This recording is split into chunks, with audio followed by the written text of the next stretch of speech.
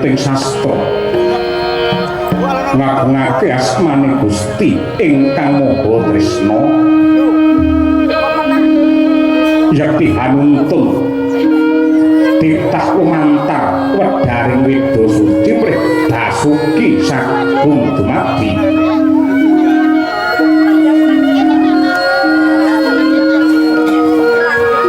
hormat salam unjuk mrinutusane pangeran kang pungkasan Tetela dadya pancadan mrejalma bejo donya ngantos lelahan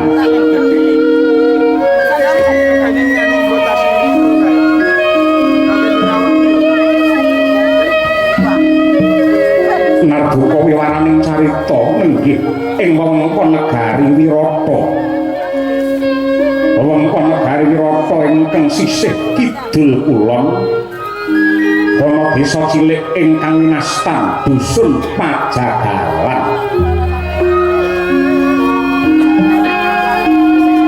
mila sebut Pajagalan karana saperangan ageng para kawula pedamelane anjaga kebo sapi ngleti daging pilanta-panta bakul-bakul sami dugi mendhet daging bagiane dhewe-dhewe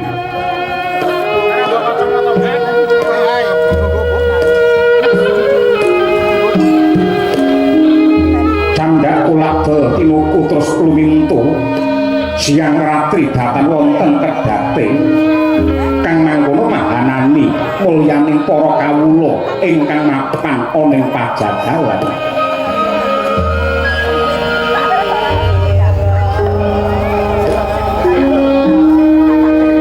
dasar desa ingkang murah sandang gugu para kawulane sami guyub rukun ngurmati lan ngajeni beda-bedaning panemu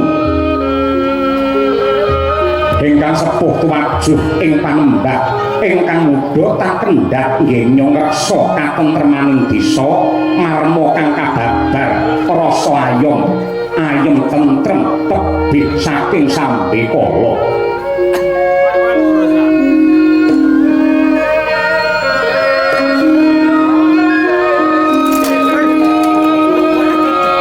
wonten wis molawas cakrik limasan sanadyan sarwa prasaja nanging resik lan tumata kawis tinggal ana piyai sepuh ingkang lenggah ing kono nenggih nama Ki Jagawalakas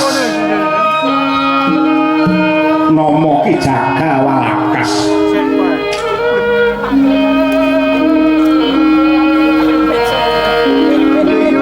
nalika mangke Ki Jagawalakas kahadep ingkang putra Jalu lan Pawestri ingkang nama Sang Mustika Aji miwah Endang Mustika Sari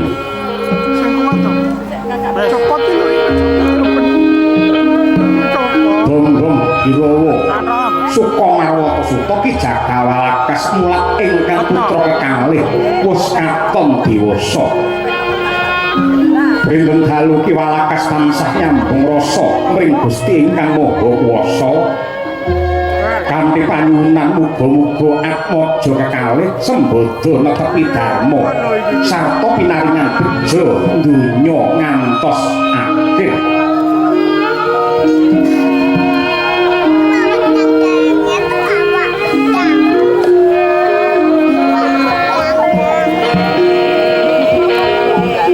mangkono biya kawijil pangandikane Ki Jagawalakas alus pinata kang sastrane marma gawe marem sapa wae ingkang midhangetake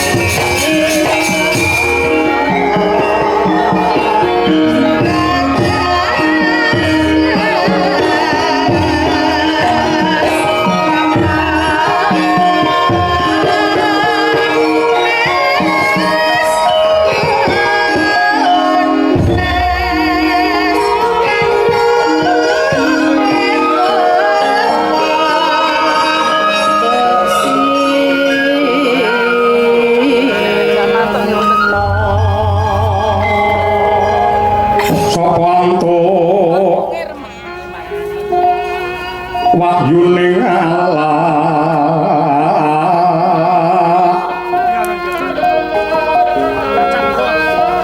yo tumilah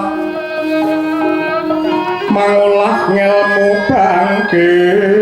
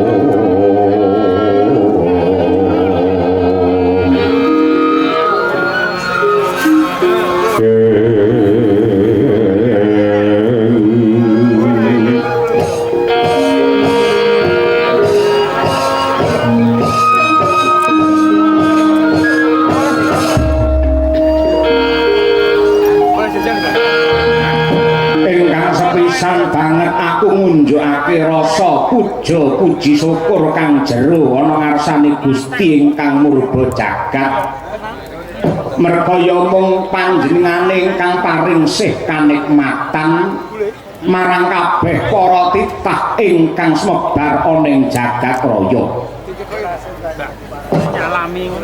kejaba saka kuwi nggih Mustika Aji apa dene anak wadon Mustika Sari mara gage diprayogakne anggen musuhan ana ngarsane pun bapa ing pejagalan kene bawa pangrasa ora kurang prayoga anggenku sibu ana ngarsamu ora liwat sembah pangabektiku katur marang bapa Jagawalakas iya Mustika Aji ndak tampa gawe bombonging rasa pangestune wong tuwa mara gage ditampani iya bapa ndak tampa tanganku kalih muga ndadekake jimating uripku ora keri kowe Mustika Sari diprayogakne anggen mulungguh inggih matur nuwun Bapa Penemben boten kirang sekeca anggen kula ngabiyantara sembah pangabektinipun ingkang putra putri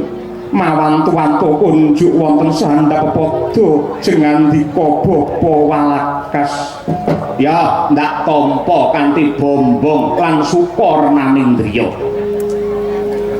mumpung ripalungguhan iki durung wancine aku karo kowe mlebu ana ing kandhang nglandang bangsane kebo sapi banjur dijaga.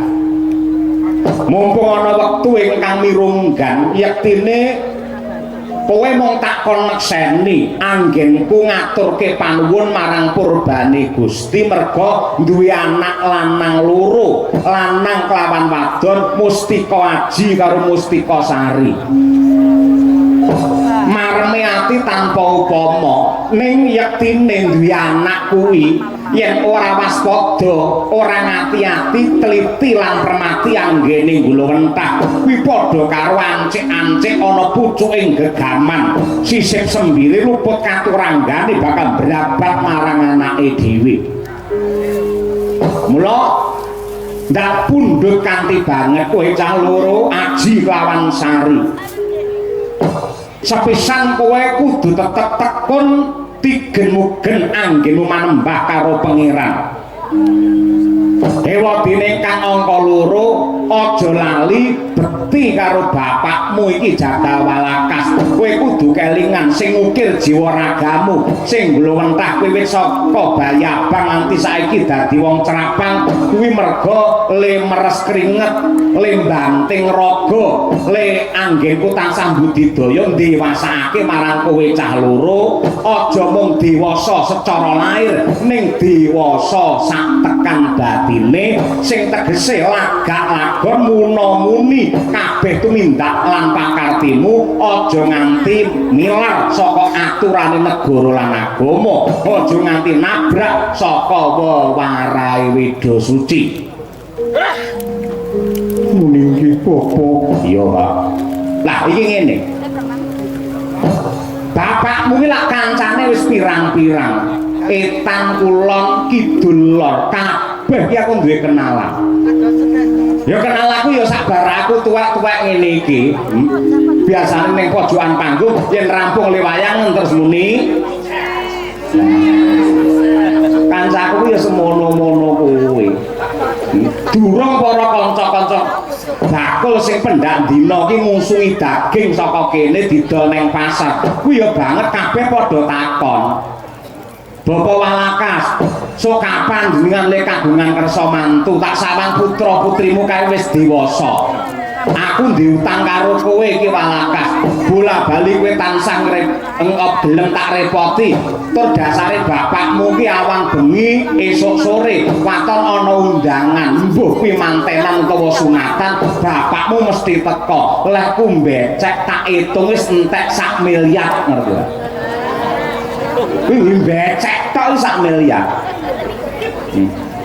Wah, tenane. Lho kowe kandhang sing tokne dhuwit aku rek maido iki piye ta kowe iki? Semono kuwi bocah becek ngono kuwi. Lek nek legane rasa kalau mangsa yen pas tayuban ngono, aku ya dikongkot ditibani sampur dikalungi wujude sampur kon beksa nayub kaya ngono kuwi. Lho, pakmu iki kondang lho pakmu iki Mas Sam. Angger wong kenal kabeh do takon kapan Ki Walakas anggene mantu aku kepengin jagung, aku kepengin becek. Lah saiki aku tak takon karo kowe, mligine kowe sing luwih tuwa. Ji, Mustika Aji. Nggih. Saiki umurmu wis pira? Umur kula. Menawi mboten lepat sampun umur kalih dosa gangsal. Pira? Kalih dosa gangsal. Selawe to nggih kula basake. Selawe iki ora kena dibasakne ngono kuwi, selawe selangkung. Kok iso kalih dosa gangsal denggelmu mlocot ki ora. Lho, kranten. Kranten ki ya salah. Ora enek tembung kranten. Mula sok enek MC ngendika kranten wekdal sampun dalu. Kranten ki salah. Krana ya krana. Ingkang setunggil. Lah setunggil ya salah. Setunggal wis basa aja dibasakne neh dadi setunggil. MC kudu ngerti bangsane kaya ngono kuwi. Yo ning aku ora MC lho. Aku ngandani karo kowe dadi canem sing pinter basa, ngerti karo sastra tinggalane para luhur mbiyen sing apike kaya ngene. Basa Jawa ki apik. rembukan karo sabaraan ngono kuwi ana tembunge dhewe rembukan karo wong tuwa kuwi ana dhewe rembukan karo cah cilik ki tembunge ya ana dhewe tur basa Jawa ki beda sithik maknane ya wis beda artine wis ora padha kenceng karo kenceng kuwi wis beda dengkul karo dangkal wis beda wuru karo wuruk kuwi wis beda yen wuru ki mendem yen wuruk kuwi tegese piwulang jeru karo jeruk jeru kuwi tegese pancen ya upamane kaline jero banget yen jeruk kuwi bangsane wowoan wuru karo wuruk jeru karo jeruk turu karo turon terata lho aku ki kaji ya terata piye ya tak tutupne lek ngene mumpung ro budal ya nggih monggo jarno ae ya lah banjur kowe sari umur pira nggih menawi umur kula menika kalih dasa setunggal kuwi ora kena dibasake selikur ngono lho kuwi angka sing apik lho selikur yen kene iki apik kuwi 1 19 loro selikur apike ra umum Cek, aku takon karo kowe Ji. Nganti saiki kowe apa urung tau duwe kenalan cah wedok sing cocok karo batinmu? Ler tandure usuni ler tang ijo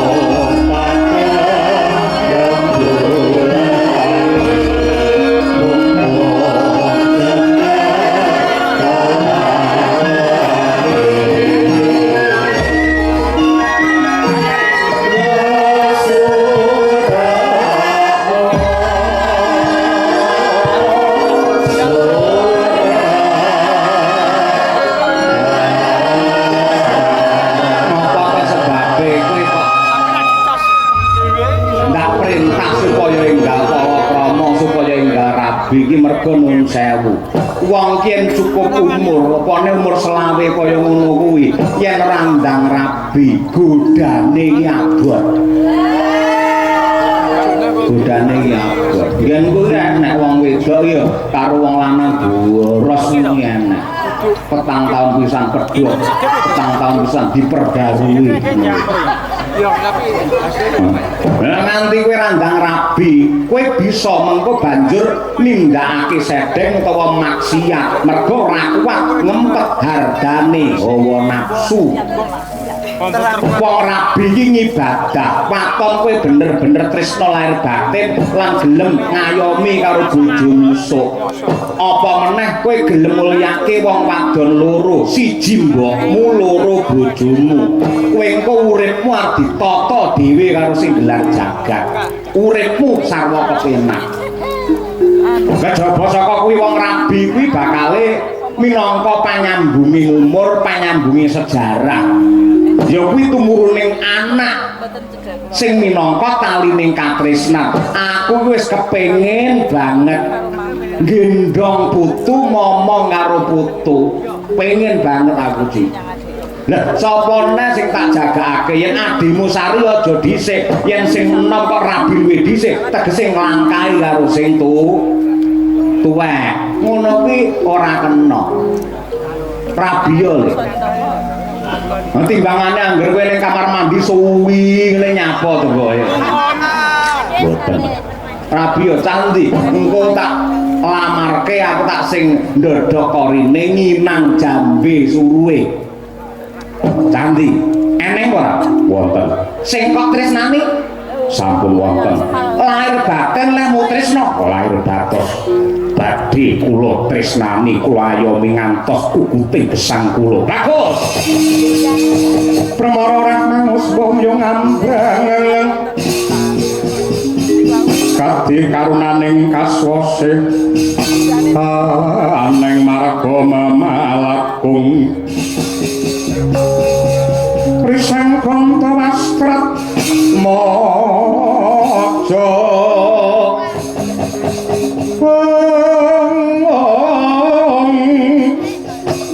lang lalu hangulati surya mangrang sang wayah kumyus pamora ayan yen pancen wis ana sing kok incer sing kok ince mongko dadi katresnanmu candi gage kowe matura ning panjalukku aja nganti calon bojomu ki luwih tuwek timbang kowe mergo yen nganti engko bojomu luwih tuwek timbang kowe kowe iku ya melu ndang tuwek ngerti ora pengumuman kowe aja golek sing tuwek mergo kowe tau krungu to ning pejagalan biyen nek cerita wong sing jenenge Warsita sik enom ganteng gagah umure 20 taun pengen rabi karo rondo tuwek umure 60. Lah biyen tak takoni ya madhep rene tak takoni kanthi bener becike Warsita kowe wis rabi karo rondo tuwek umur 60 karepmu piye nggih Kyai dasarmu apa kula ngertos nika wong sugih nika bandane pirang-pirang nika sawahe pirang-pirang sapine pirang-pirang mangke menawi kula rabi ngibarate gending kula tibani pangkur jenggleng niki mangke kula genjot pisan mesti rondo sepuh kula mesti mati bandane kula pek ning kok capot dadine piye kelingan ra dudu rondo tuwa sing mati ning malah Warsita sing murdar mergo apa dheweke keracunan susu sing kedaluwarsa ngerti ra aja luwih tuwel aja lek luwih tuwel biasane sing lanangi kalah wedi karo sing wedok iki apa iya ngene salah ngono salah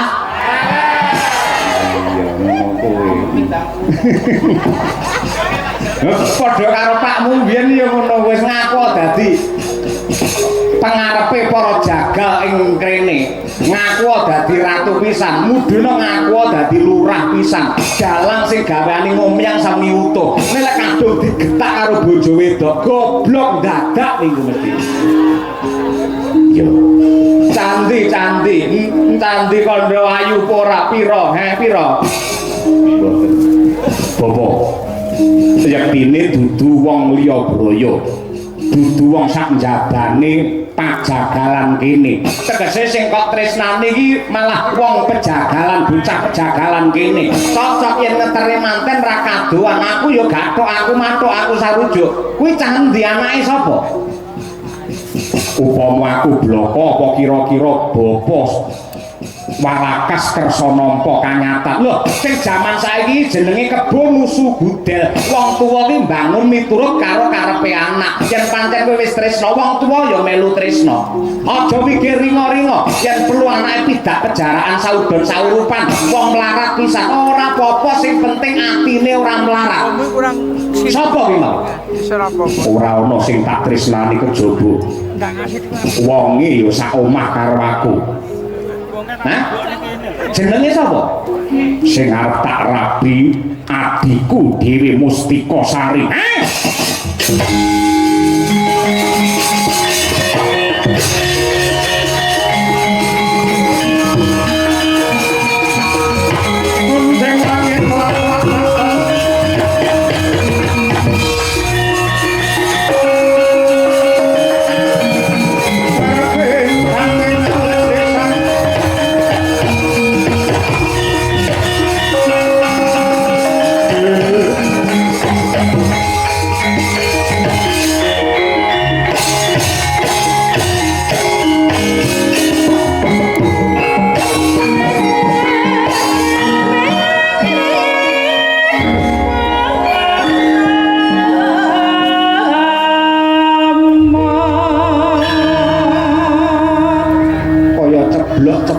jantungku.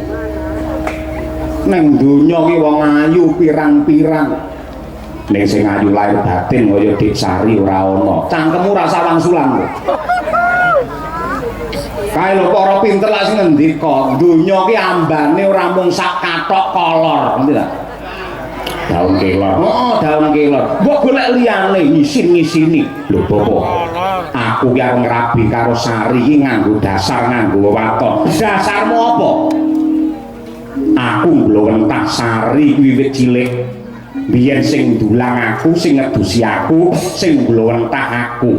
Mula njaba jerone bobot bebet lan bibite kumrape Sari kuwi aku ngerti. Aku mbiyen yo nate duwe pacangan, nanging ripalungguhan iki kaya rasaku wis pugut, rasaku wis ceklek, ora kepengin gandeng karo wong wadon ngendi-ngendi mergo racake ning jaba kono. Ya ayu ning ayune mung lair tok, batine kropos. Karo aku ketok ya tresna, ning aku lunga dheweke digandeng karo wong lanang liya, picek ora. Racake wong wadon iki kaya ngono. Sing bener-bener ayu lahir batin ya mung Sari. Mula aku gelem rabiyen karo Sari. Liyane karo Sari, apike aku tak njaluk mati wae. Tangkemu.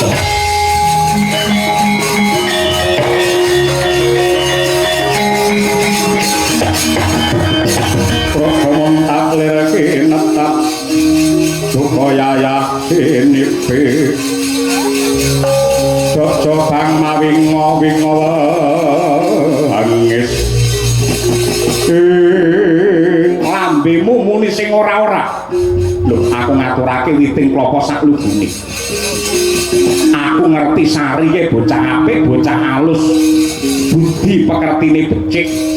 Mula aku ya ora lila yen nganti Sari engko dirabi karo wong lanang sing ora tanggung jawab. Wong lanang sing beling apa meneh wani jempalani ngajar karo bojo. Aku sing ngomong karo Sari ora bakal trima.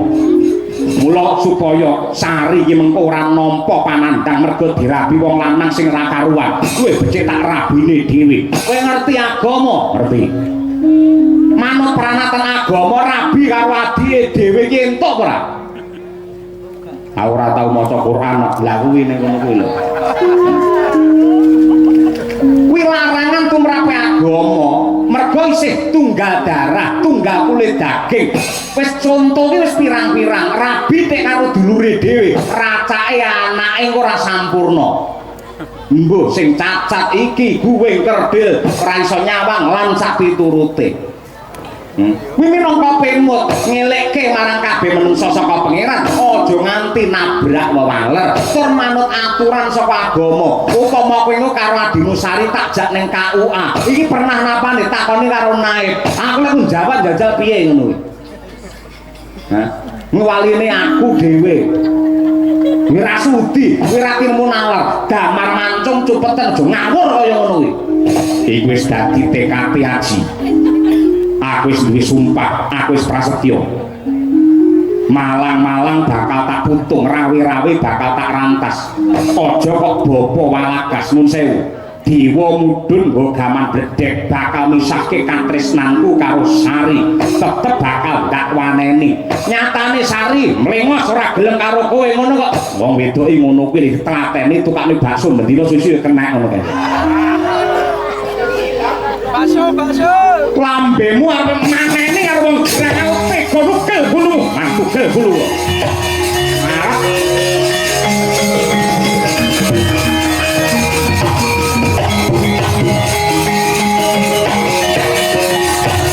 Oh, kok kaden cekal Raden.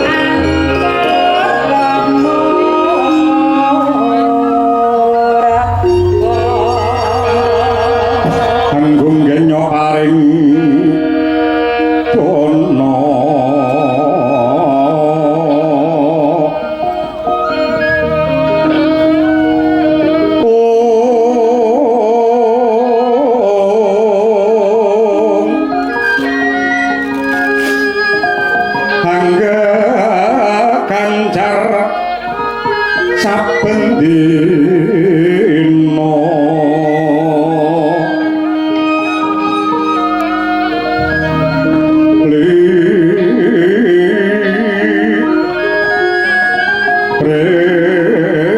kang bawa sono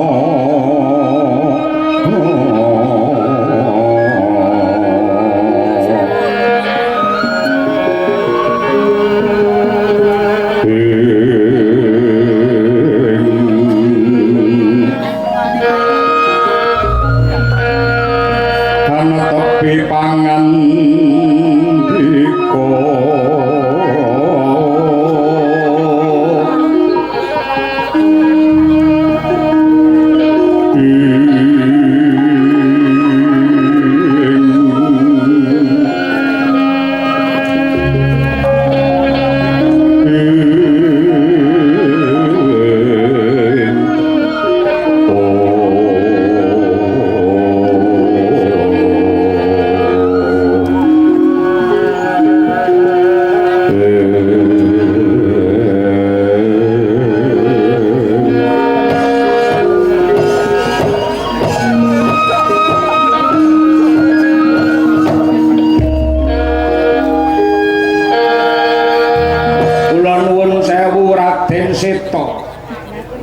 bingaing manah kula prasasat kejubrukan wukir sari kablabaran samudra madu diniri palungguhan samangke gubuk kula ing pejagalan ingkang sarwa kirang kados mekaten parandene ndika ingkang kaping kalih kepareng tedhak rawuh wonten ing mriki.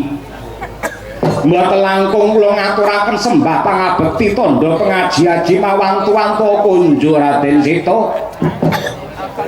Ya jagat ya dewa ya Bathara Ki Jagawalakas banget panarimaku dene nganti semono sing kadarman lan pakurmatan ingkang nduk caosake marang aku.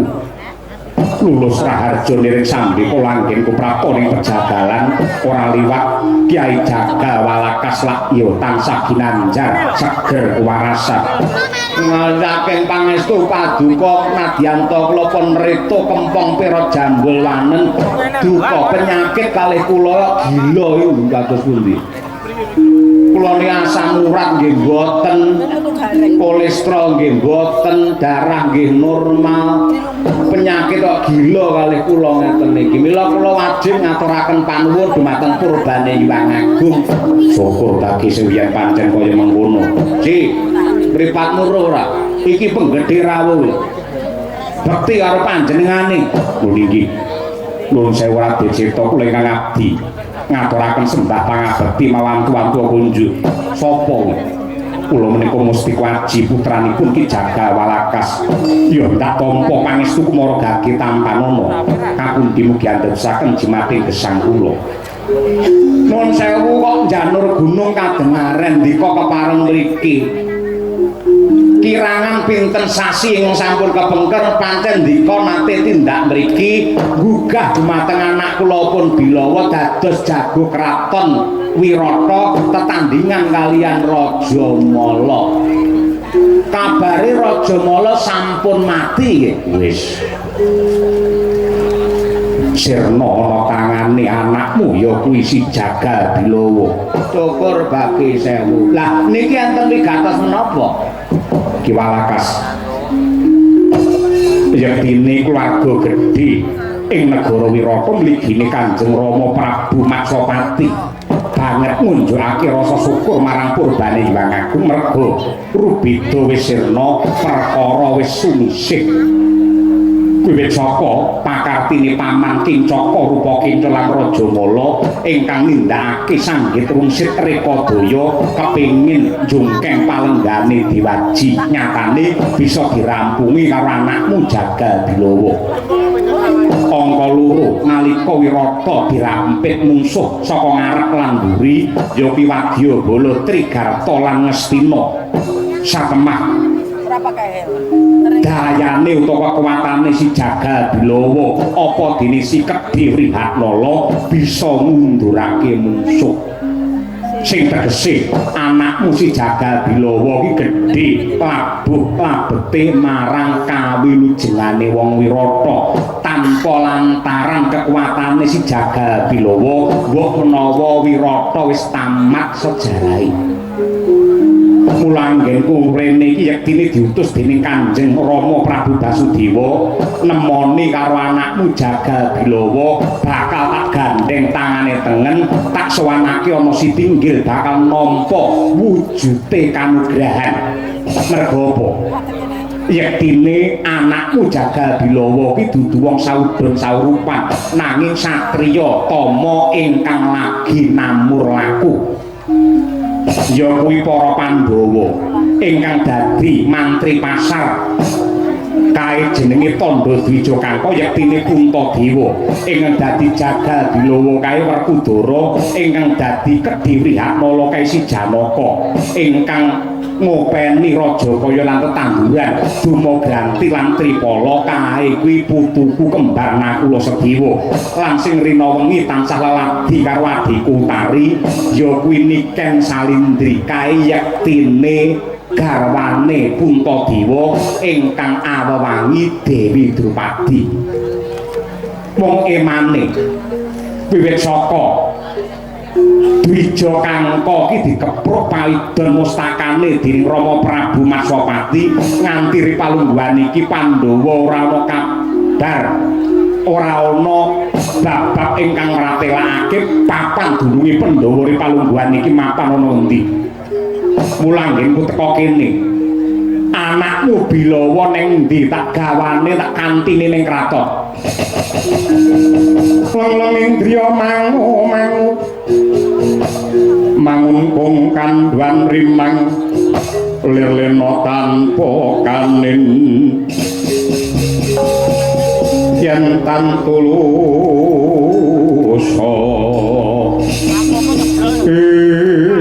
aduh Raden Seta kaliyan matur sisip nyuwun bumi samudra pangaksami inggih wiwit saking lelampahan negari Wirata menika dipun rampit wadya Ngastina saha Trigarta bibar menika Bilawa mboten nate wangsul wonten ing mriki. Nika yektosipun namung anak angkat kula gandeng gagah gedhe dhuwur sregep nyambut gawe anggenipun jagal ngeleti daging lan sapiturutipun menika anggadhe karosan ingkang ngidap-ngidapi lajeng kula pek mongko dados anak kula dinten samangke Bilawa papanipun wonten pundi kula nggih mboten ngertos malah sisan damel atur uninga blaka suta kemawon ripalungguhan samangke peteng jagat kula bingung raos kula ngrasake anak kula pun Mustika Aji kula yen duwe anak Bilawa ngoten marem merga bocah ora kakehan gunem sregep nyambut gawe ngibadahi ora ditinggal mangtingali niku Mustika Aji niku rambute gedabul ora tau dijungkati ngoten niku tur wonten lampangan dadosaken kageting manah kula jagat niku digelar akeh wong wadon ayu bareng kula takon niku yen rabi karo sapa lewang sulantik nggakelake kuping ndodok dodo ora gelem rabi yen ora rabi karo adine dhewe sing jenenge Mustika Sari niku kelakuan menungsa napa kewan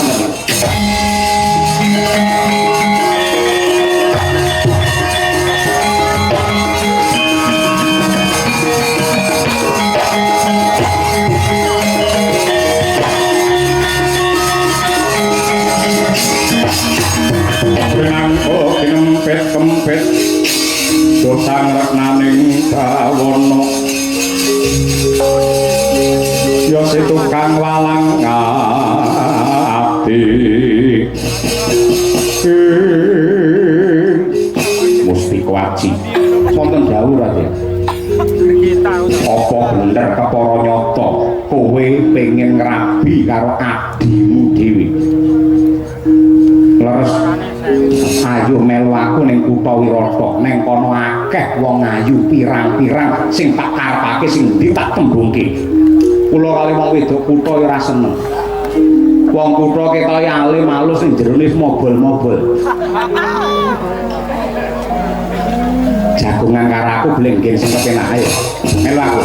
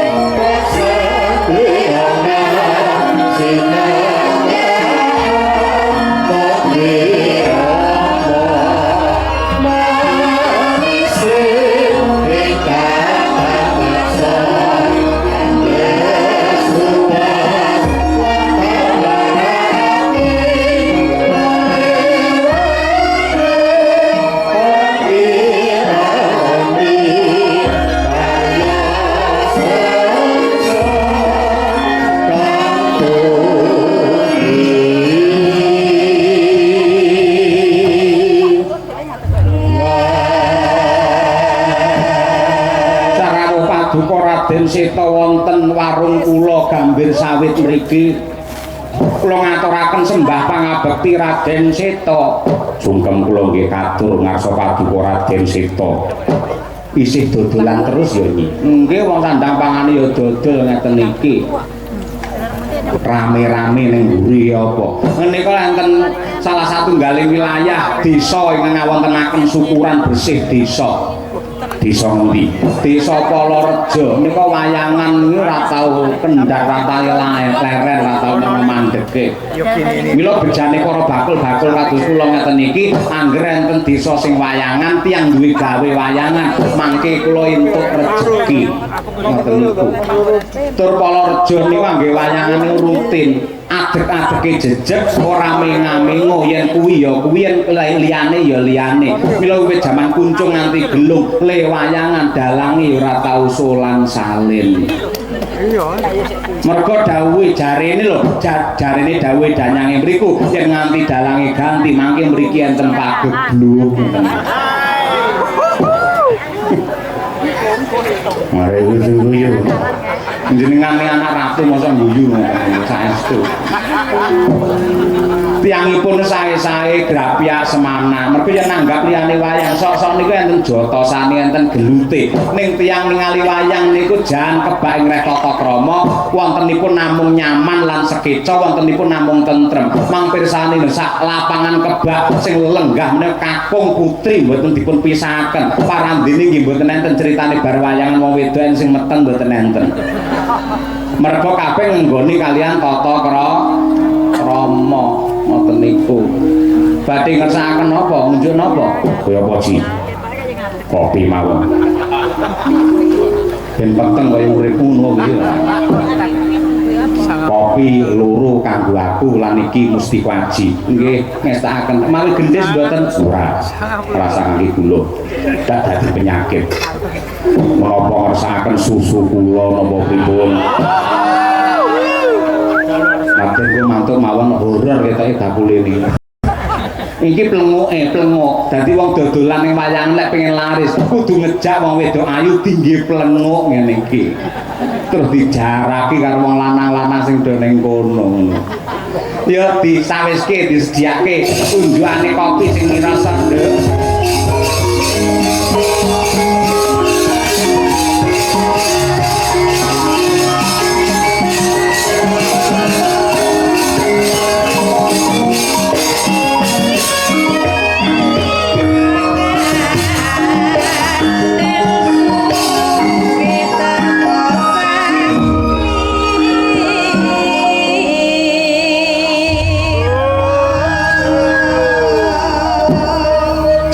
Wonten dawuh.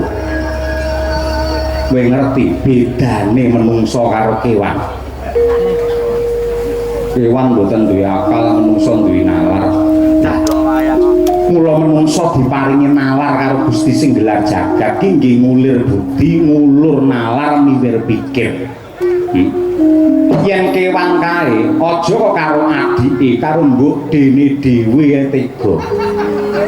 Yen kewan yen nganti ana wong kok tega karo mbok dene dhewe kuwi tegese wonge kaya kewan.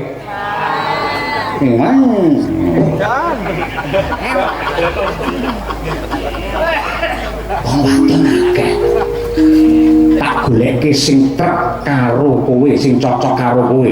Sing dhuwur nganggo kudung mesti kuwi ilmu agamane kandel, mboten mesti. Yen kula niku enten keteke dhuwur ngangge kudung ngisor bae warung niku pirang-pirang.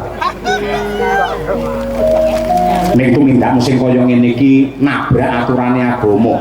Ora ana tinane ngatasé rabi karo adine dhewe. Kuwi ora lumrah, mila dipun liprahaken. Kula wegah rabi kali tiyang sanes. Wong wadon sakniki anan mung nyakiti atine wong lanang. Terus kapok oleh bosen. Bojone enak lho. Nggih namung adi kula niku sing kula tresnani. Sanese mboten. Sing perintah ki anak ratu lho. Sing ngelikke kowe ki anak ratu. Yen kowe ora manut karo Seta, arep manut karo sapa? Kula mboten ngerti kali sinten-sinten. katresnan menika uruping jiwa luhur kanugrahan saking Gusti ingkang dipun paringaken dumateng titah ingkang titah kala wau boten saged nampik lan milih kowe kesurung hardane nafsu katresnan tanpa nafsu boten wonten dayanipun menapa-menapa ngadeka kowe ngadeka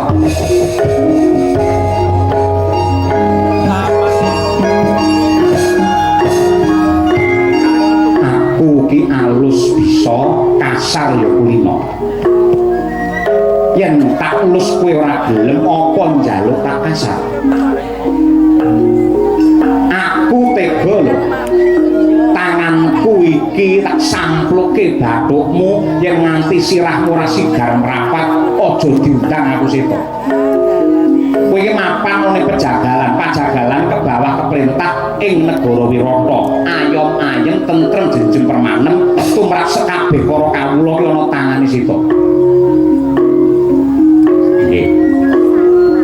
aja rabi karo adimu mboten tetep adiku lho ingkang kula tresnani nekat wani karo seto napa ingkang kula deni bagus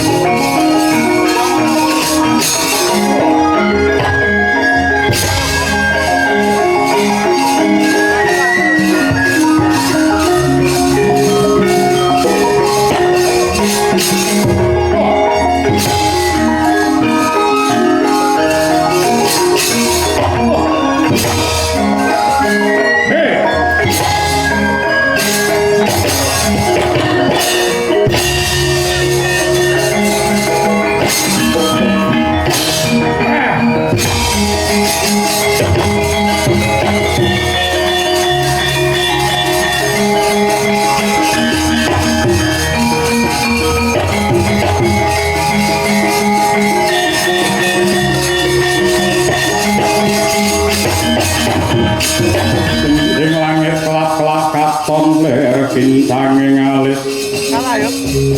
trisang maweh gandrung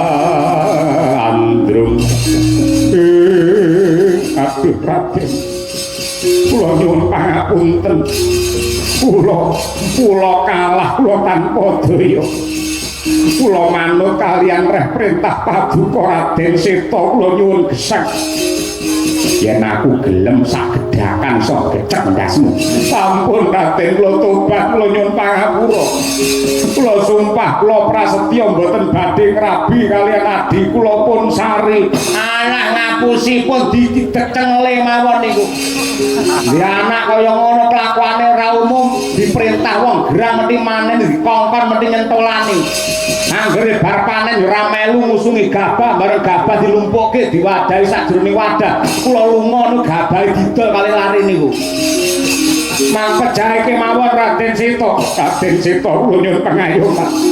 Lahir batin anggen mutobat lahir batin. Ora ganggu karo adimu dhewe. Mboten saestu mugi seneksen jagat saisinipun kula nyuwun pangapunten.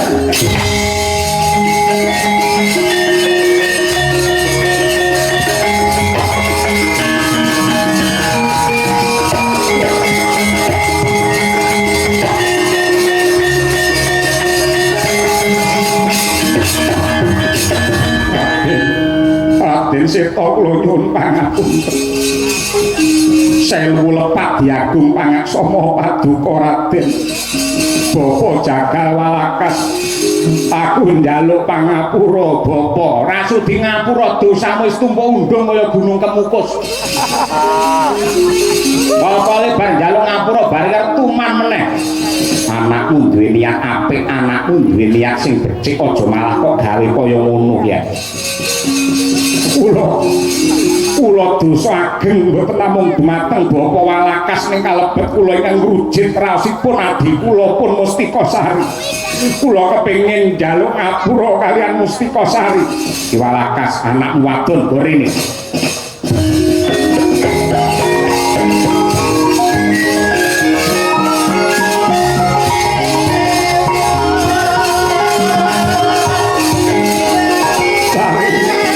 Aku njaluk ngapura ya. Nadyan kaya apa lan kepiye? Kowe adikku sing tak tresnani aku dulur melanak. Ora bakal tega mentala karo kowe ta.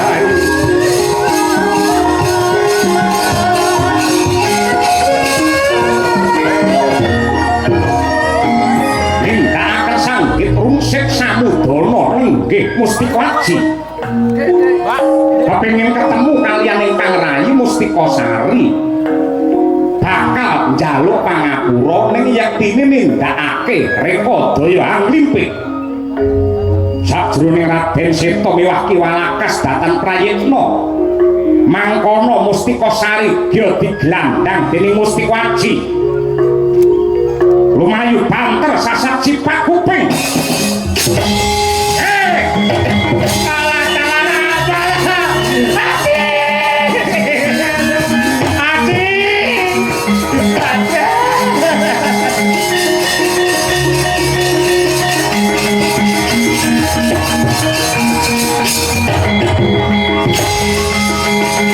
Hatimu balik ngerti.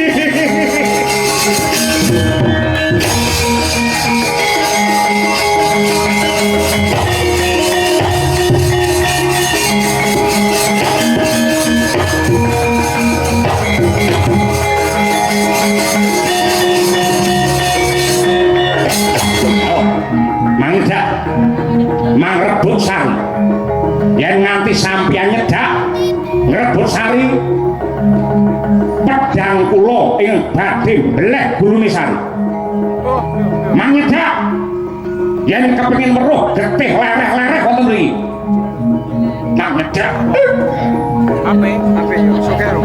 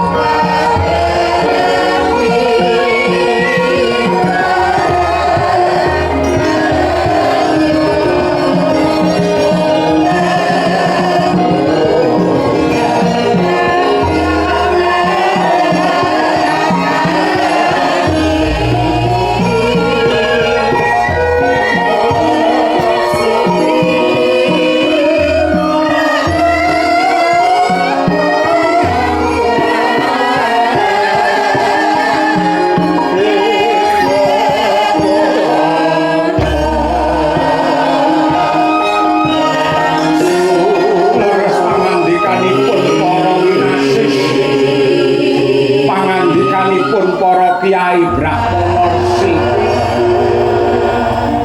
Wong duwe anak yen pancen apik pakartine nadyan wong tuwa urung mati ning raosane kaya munggah swarga.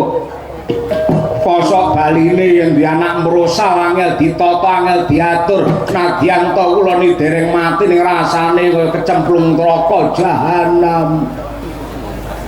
Aji nika pripun Aji? Adike dijak lunga mongko rong cekel gawe pol-pole siji niku mangke ngusung-usung gamelan niku mangke. Ora duwe kepinteran apa-apa. Ya. Ndak aku sabar ki Walakas. Lelakon ki adile mung disandhak, lan wong tuwa kuwi yektine kewajibane mung telu. Siji ngontoni, loro ngandani, telu ndongani. Nyontoni tegese kowe mestine wis menehi conto ing bab tumindak ing saben dinane kang anjuk marang kecikan. Ngandani mestine ya anakmu wis kok tuturi. Angka telu ndongani mestine kowe tansah ndedonga nyuwun marang purbane kang kawasa supaya anak-anakmu bener-bener duwe bebuden ingkang luhur. Kowe ndak aturi pinarak ingkang prayoga dongakno muga-muga pengasih saka Hyang Agung tansah nyanding tak oyake si Mustika Aji sakutuwe dadi tanggung jawab Seta. Matur nuwun Raden Seta cetha lamun to paduka menika satriya ingkang trep minangka kaca Brenggala Raden.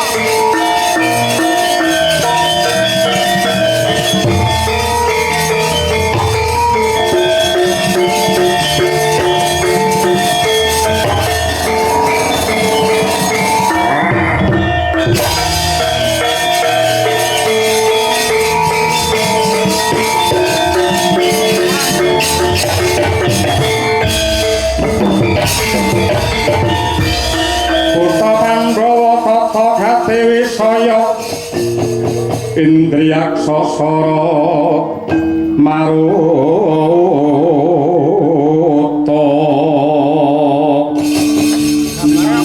kawana ana marakana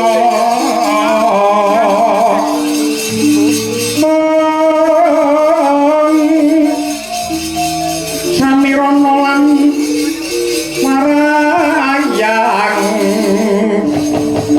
Ponco bayu isikan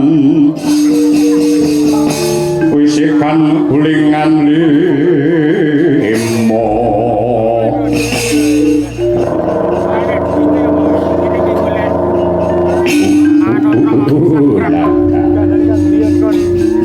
wancine bedhug tengange ana bocah lanang wedok sing mlaku ning dalan.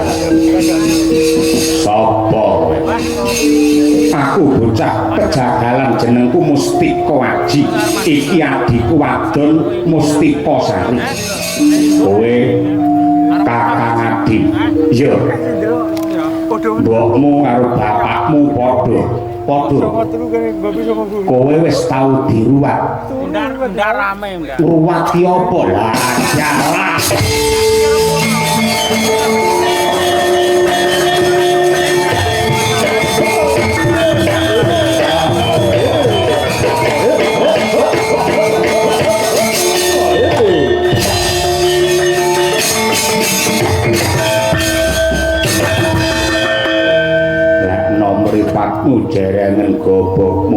iki Bathara Kala. Kene ra ngruwat kowe metu gak senengku metu iki sapenake dhewe ngene ra. Mongko manut pangandikane bapakku Bathara Guru kowe iki bocah kedana kedini anak loro lanang wadon iki kedana kedini kowe bocah Sukerta dadi pangane kala kedini kedana anak loro wedok karo lanang ya pangane kala bocah untang-anting anak siji ya pangane kala sendang kapit pancuran anak telu lanang wedok lanang ku ya pangane kala pancuran kapit sendang ku ya pangane kala bocah srimpi anak papat wadon kabeh ya pangane kala bocah saramba anak papat lanang kabeh pangane kala Pandhawa anak 5 lanang kabeh ya pangane kala Pandhawi anak 5 wedok kabeh ya pangane kala bocah sing laire kalusus ya pangane kala bocah sing Kresna lan bule pakulitane ya pangane kala wong wedok ngrubuhke dandang ya pangane kala wong wedok mecahke gandhik ya pangane kala wong bersih desa tek ora wayangan pangane kala kowe bocah Sukerta trep dadi panganku Prayono ayo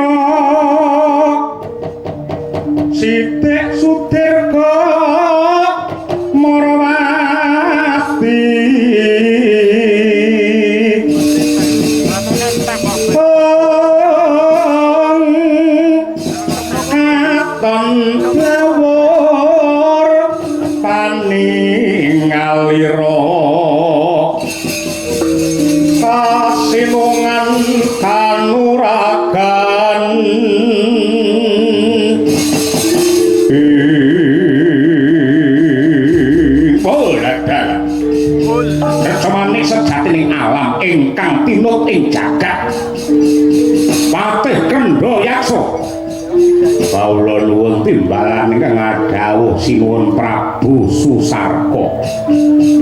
Apa to darunane jeneng sira adoh ndak awe cedhak saya ndak raketake.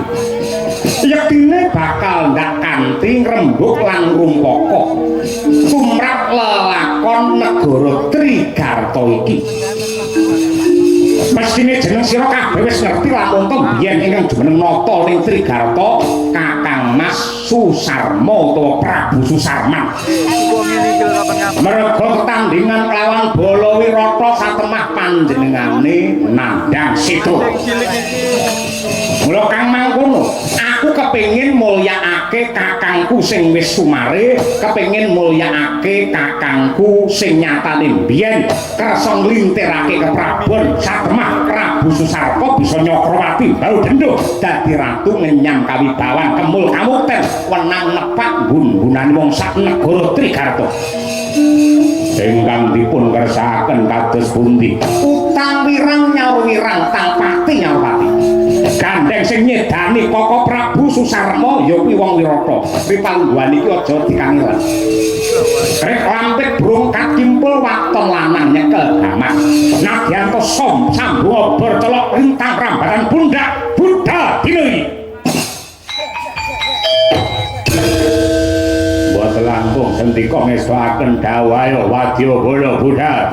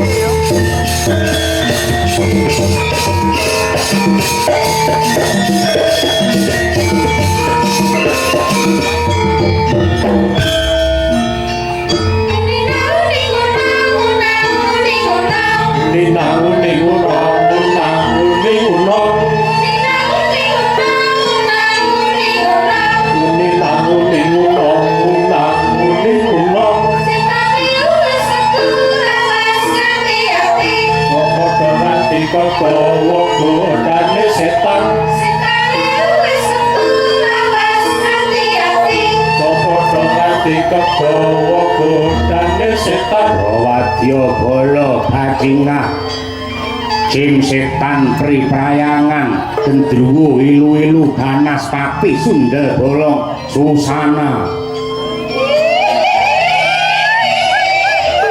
Ayo para peri wedok budal bareng yo peri wedok yo.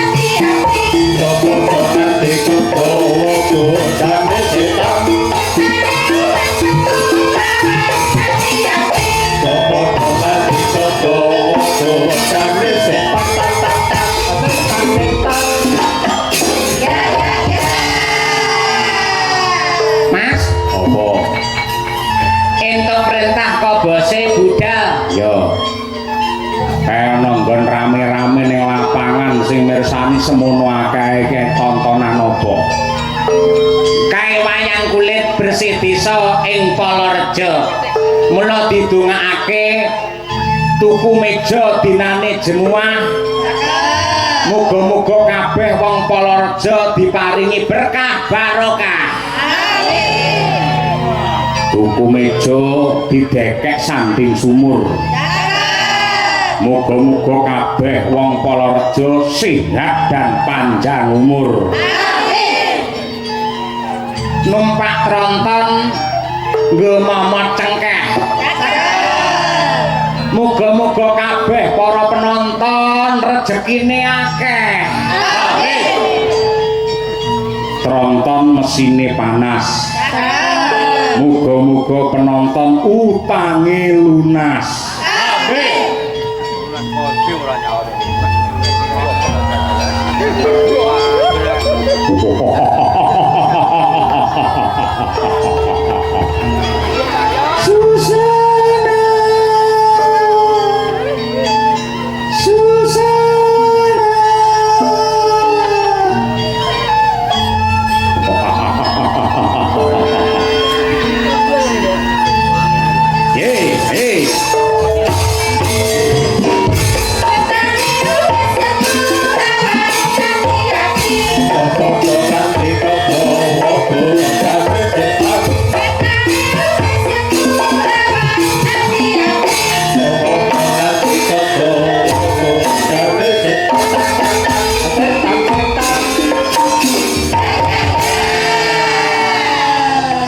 Sikile telu.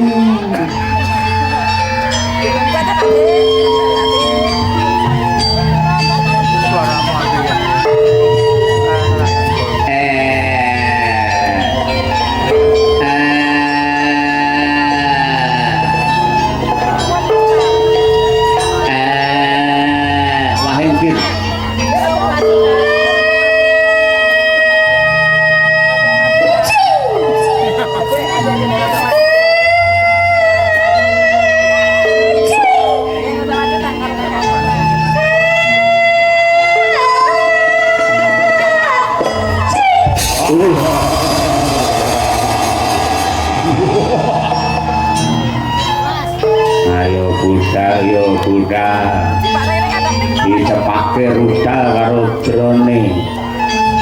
Yen wong luar negeri saiki kabeh wis duwe senjata nuklir. Yen Indonesia duweni MBG.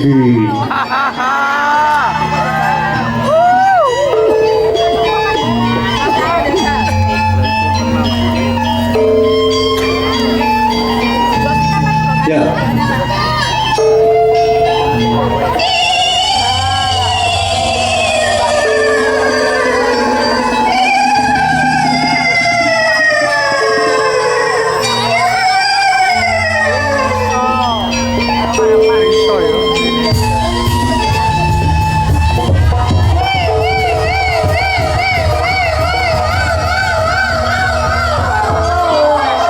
Jane setan kok ambulan malah.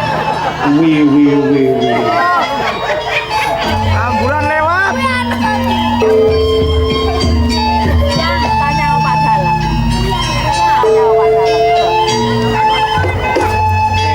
Aku mbiyen ki perangkat desa. Ning senengane njubuki pajeke rakyat.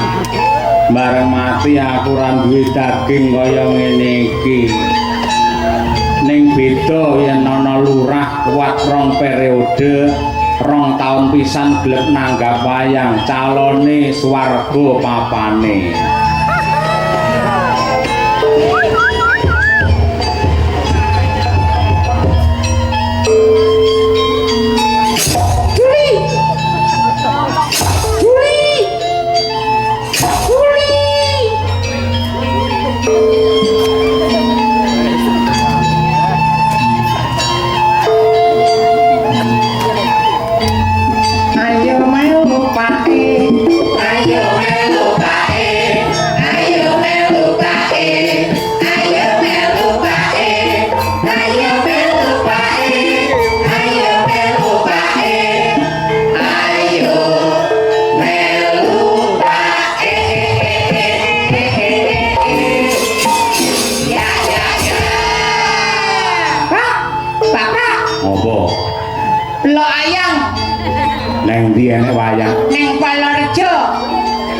rame ra umum masyarakate kompak baru terjadi di Polorejo ing atase iuran tiap RT kok nganti 5 juta rupiah.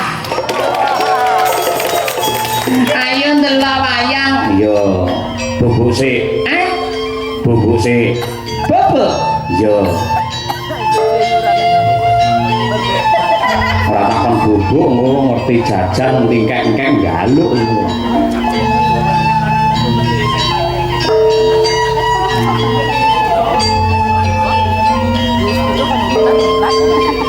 Nonton wayang cangkruk neng wedang kopi ngombe kopi pahit jajane gedang goreng anget bar mangan terus ngerokok kedul-kedul.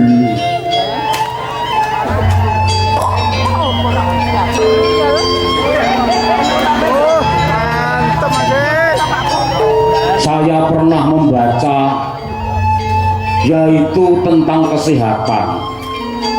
Merokok itu bisa merugikan dirimu, paru-paru rusak, jantungmu akan rusak, bahkan bibirmu akan pecah.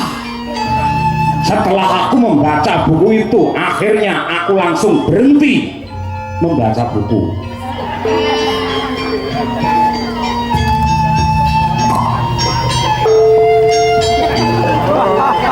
Ngene iki cah cilik-cilik wis seneng. Dene wayang sing nonton rampung sing sepuh cah cilik generasi ben seneng wayang, carane ya kudu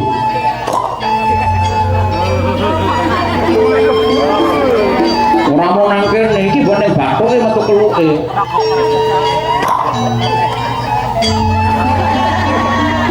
Ya mesti metu keluke lah selange semene gedhe.